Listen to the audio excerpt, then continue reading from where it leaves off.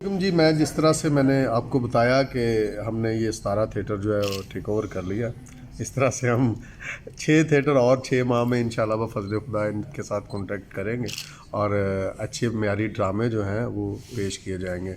और इसमें हमें इंशाल्लाह बफ़ज़्ल खुदा हमारे जो बड़े भाई हैं सग़ी सरवर साहब, उनकी भी ज़रूरत पड़ेगी। कैसर सनाउल्लाह साहब चेयरमैन साहब, उनकी भी ज़रूरत पड़ेगी क्योंकि हमारे बड़े भाई हैं वो। मेरा ख़्याल इंशाल्लाह बफ़ज़्ल खुदा 2-4 दिन में हम एक तज़ीती रेफरेंस रख रहे हैं इफ़ज़ाल अहमद साहब की वफ़ात पर, और मैं इन्हें इनवाइट भी करूँगा सबको।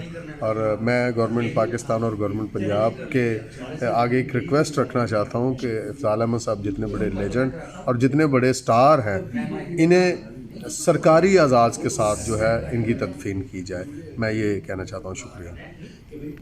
आज हम यहाँ पे 17 थिएटर में ड्रामा का आगाज़ करने जा रहे हैं। आर्टिस्ट हमारे बड़े भाई हैं जो ड्रामा तैयार कर रहे हैं। बाकी टीम का तारफ़ राय साहब करवाते हैं।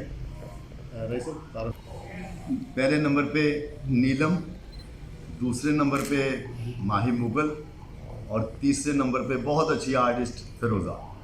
पीछे जो आर्टिस्ट हैं वो हमारे सर चिंगम, ये हमारे रज़ा साहब, गौरी साहेब और तारक अब्बास साहब और इधर भी कैदो साहब, हाँ जी, चौधरी नीफ दा कुकड़ तार अंजम साहब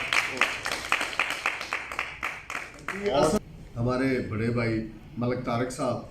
हमने एक माह ये थिएटर एक महीना बाद रहे जी नहीं वैसे तो रहा होगा, ठीक है सर। लेकिन आज तो असी इस ड्रामे का आगाज़ कर रहे हैं बड़े जोशो जज्बे के नाल, और इंशाल्लाह बफ़ज़्ल खुदा मयारी थिएटर इंशाल्लाह बफ़ज़्ल खुदा। और साड़ी कोशिश होगी कि इंशाल्लाह इस हॉल दे विच इस्लाही खेल पेश किए जाए। हाँ बिल्कुल, ये बड़ा इमीडिएट असी टीम जी इकट्ठी की है। इंशाल्लाह बफ़ज़्ल खुदा नैक्सट वीक तो जोड़े ना असी अच्छे जी साड़ी बेस्ट थिएटर परफॉर्म करवाई है जी इंशाल्लाह बफ़ज़्ल खुदा। और कि सैयद इफ़ज़ाल अहमद साहब की वफात जी जोड़ा फिक्रा मैं सब तो पहलों कहना चाहिए सी, वो मैं अखीर से कहना चाह रहा क्योंकि एक दो फिक्रे कहना चाह रहा था। सैयद इफ़ज़ाल अहमद साहब जोड़े साढ़े most senior artist legend Pakistan के, मैं सब तो पहलों तो मैनू बहुत ही दुख और अफसोस है वो अज वफात पा गए ने।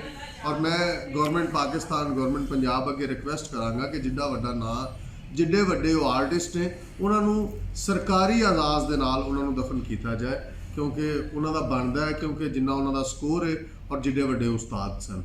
और असी उन्होंने फैमिली जी है उन्होंने लवाहकीन जोड़े ने उन्होंने बराबर के शरीक हाँ उन्होंने दुख के।